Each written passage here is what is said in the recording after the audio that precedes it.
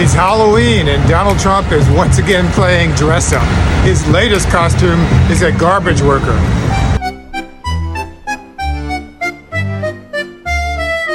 Before that, he pretended to be a McDonald's worker at a franchise that wasn't even open.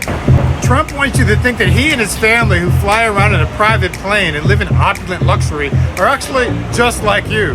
But as Kendrick Lamar reminds us, they're not like us. They're not like us. They're not like us. They're not like us. Trump grew up with a silver spoon in his mouth, spent his childhood being driven around New York City by a black chauffeur in his daddy's Cadillac, and spent his adulthood living in a tacky gold-plated penthouse on New York's Fifth Avenue. I don't know what the Trump campaign's internal poll numbers look like, but his behavior in the last few weeks suggests that he's losing. He's desperately flailing around, putting on fake outfits he would otherwise never dare to wear, doubling down on hateful messaging that does not expand his base, and rage tweeting about non-existent election fraud so he can prime his voters to cry foul if he loses. But all those photo ops from Trump's recent visuals actually contradict Trump's reality.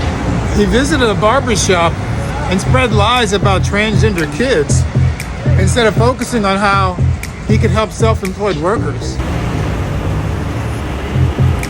He speaks like a tough guy around police officers, but whines when law enforcement conducts a lawful search to obtain stolen documents from his home in Mar-a-Lago.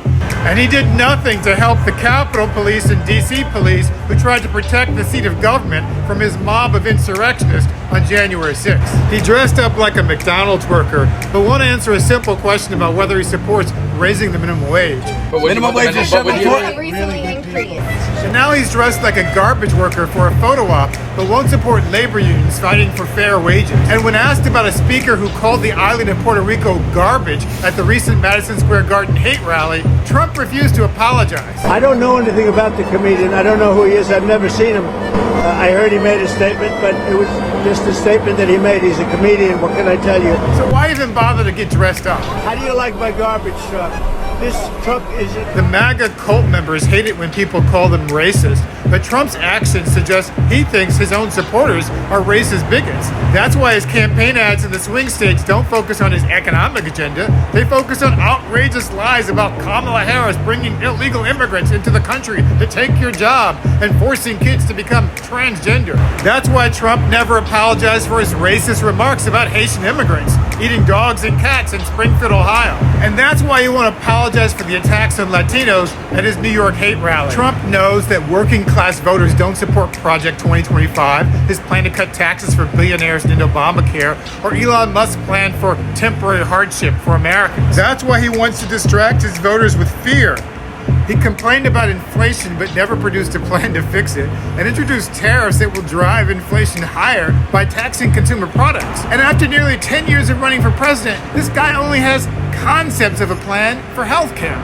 You see, Trump doesn't do policy, he does performance. And he's been doing this routine for years. First, he pretended to be a successful businessman on The Apprentice. NBC put him in a fake office with a fake boardroom and let him host a reality TV show to pretend he knew something about business. When in reality, he inherited $400 million from his daddy, lost it all in 6 bankruptcies and numerous failed businesses. Then he pretended to be a Christian, even though he didn't know how to pray, couldn't name a Bible verse, mispronounced 2 Corinthians, 2 Corinthians, right? and was forced to admit that he had never asked God for forgiveness.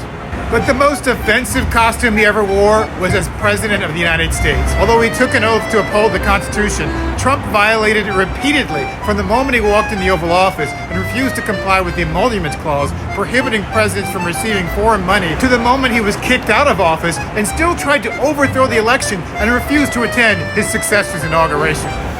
As Kamala Harris says, he is not a serious man, but there is one costume that fits him perfectly. Donald Trump is a clown, not a president.